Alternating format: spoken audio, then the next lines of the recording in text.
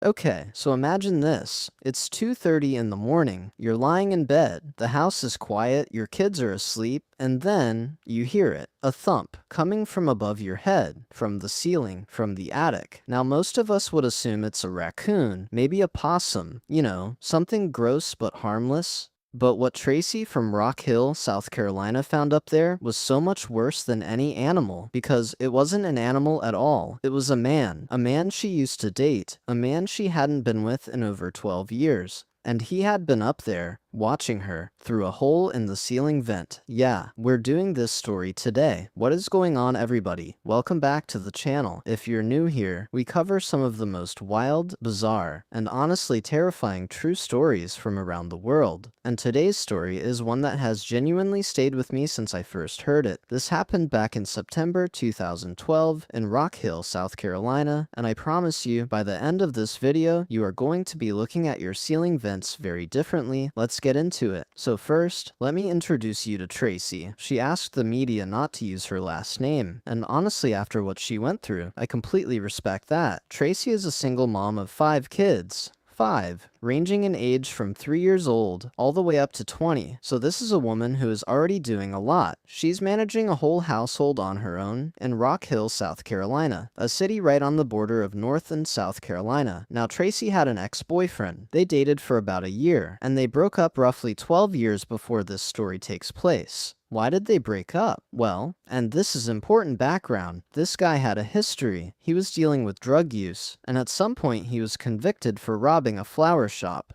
Yes, a flower shop. So you can imagine, that relationship was not going to last. After the breakup, Tracy moved on with her life. She raised her kids, kept her household running, and this guy, let's just call him the ex, since his name was never officially released, he faded into the background, or so she thought. Here's where it gets interesting. In the months before this incident, the ex had actually reached out to Tracy from jail. He sent her letters saying he had changed, that he was a new man, that she should give him another chance. Tracy wasn't buying it. She had moved on. She had no interest in getting back together with this guy. And then, he got released from prison, most recently having served a 90-day sentence for stealing Tracy's truck, her own truck. He stole her truck, went to jail for it, and then sent her letters from jail saying he'd changed. Tracy assumed that after his release, he had gone off to Charlotte. She thought he was out of her life. She had no reason to believe otherwise. She had absolutely no idea what was actually happening inside her own home.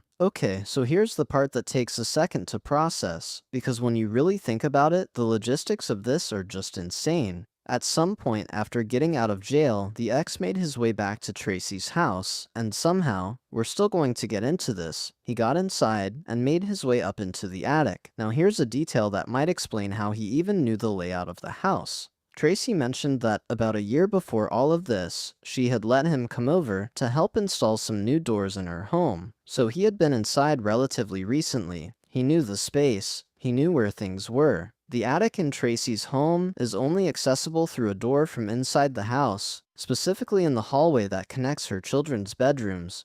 So this wasn't some exterior hatch he crawled into from outside. He came in through the house. He walked through the hallway where her kids sleep, and he went up into the attic, and then he just stayed. He made himself a little setup up there. He packed old coats and jackets that were stored in the attic and stuffed them into the heating unit, and that's where he slept, curled up inside the heating unit, surrounded by old coats, in the attic above his ex-girlfriend's home. He was living up there for approximately 2 weeks before he was discovered. 2 weeks. And during that time, he had rigged the ceiling vents so that he could look down into Tracy's bedroom. He was watching her every day from a hole in the ceiling just a few feet above her head while she slept. I want you to just sit with that for a second. This woman had no idea. She was going about her life, taking care of 5 kids, sleeping in her own bed, and this man was up there, above her, watching. That's not just breaking and entering, that is something else entirely. So let's talk about how Tracy figured it out, because honestly, the way this unfolded is almost as wild as the story itself. It started on a Saturday evening. Tracy noticed something odd. She started hearing strange noises coming from the attic. thumping, movement. Not totally alarming on its own, right? Old houses make sounds, attics especially, but then she noticed something more specific. Nails. Nails were popping out of her bedroom ceiling. From whatever was moving around up above, the pressure was literally pushing nails through the ceiling. She told her kids something was wrong, and you know what her kids said?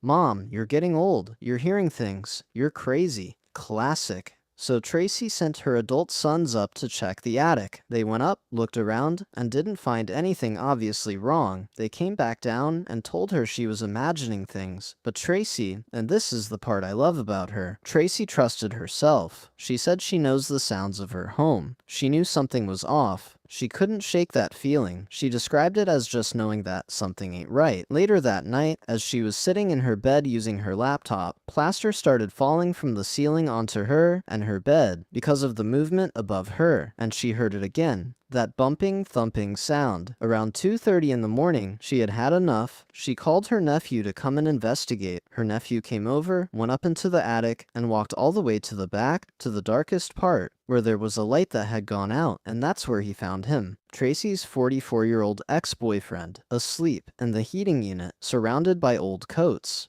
Now here's where it gets even more unsettling. When the ex was woken up, he didn't panic. He didn't seem scared. According to reports, he actually smiled. He got up, walked past everyone, went down the stairs, and walked right out of the house. Before the police even arrived, he just left, calmly, smiling. When the police arrived, they investigated the attic and found several things. And I have to warn you, this next part is a little gross, but it's part of the story. They found multiple large sonic cups. You know, those big Route 44 drinks, filled with urine and feces.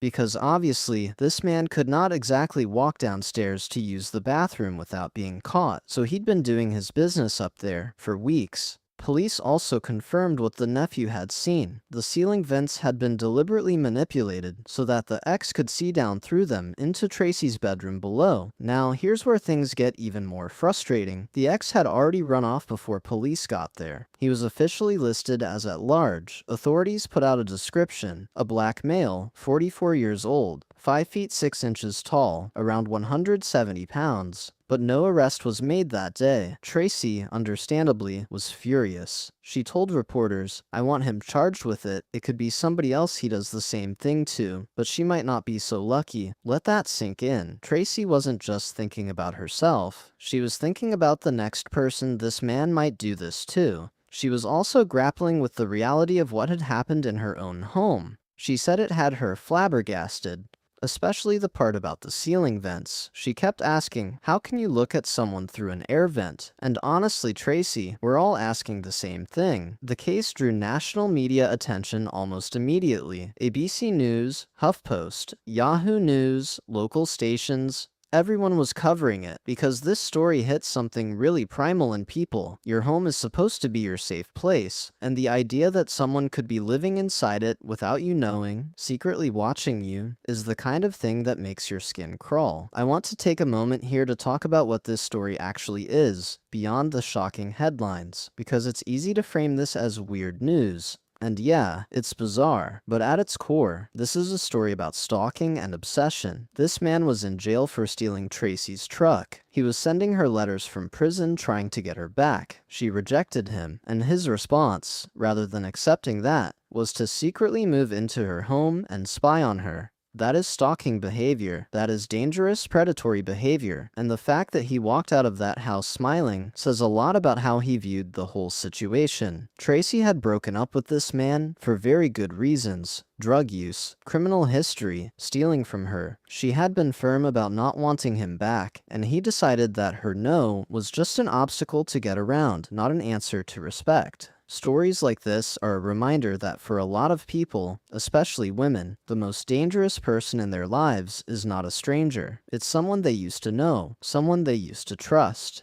The fact that Tracy's instincts were right, that she kept pushing even when her own kids told her she was imagining things, that matters. She trusted herself, and that trust is probably what kept her and her family safer than they could have been. One thing that was never fully answered publicly was exactly how he got into the house in the first place. Police said they were still figuring out how he got in. Tracy did mention that he had come to the house about a year earlier to help install new doors, so he knew the layout. He knew how the house was set up. He knew where the attic access was, that door in the hallway between the kids' rooms. It's possible that during that visit, or another visit, he found a way to get in. Maybe a spare key, maybe a window latch he left unlocked. We don't know for certain. What we do know is that the only attic access point was through the interior of the home, which means at some point he had to have entered through the front door or a window like a normal person, walked through the house, and gone up, possibly in the middle of the night, possibly while Tracy and her kids were asleep. That detail alone is something I keep coming back to. The attic wasn't accessible from outside. He had to come through the house to get up there, so there it is. The story of Tracy, her ex, and the attic that nobody knew was occupied. The ex was never publicly identified by name. As far as public records show, the story ends with him walking out of that house smiling and Tracy demanding justice. Whether he was ever formally charged is not something that was widely reported, which is its own kind of frustrating, but Tracy handled this with more composure than most people would. She trusted her gut when no one else did. She got her family involved. She protected herself and her children, and she spoke out publicly to make sure other people knew this could happen. If you take anything away from this story, let it be that. Trust your instincts, know the sounds of your space, and if something feels wrong at 2:30 in the morning, it probably is. Thank you so much for watching. If you liked this video, hit that like button. It genuinely helps the channel more than you'd think. And subscribe if you want more stories like this, because I've got a whole list of them, and we're just getting started. Drop a comment below. What part of this story shocked you the most? For me, it's the smiling on the way out. That detail lives rent-free in my head. I'll see you in the next one. Stay safe out there.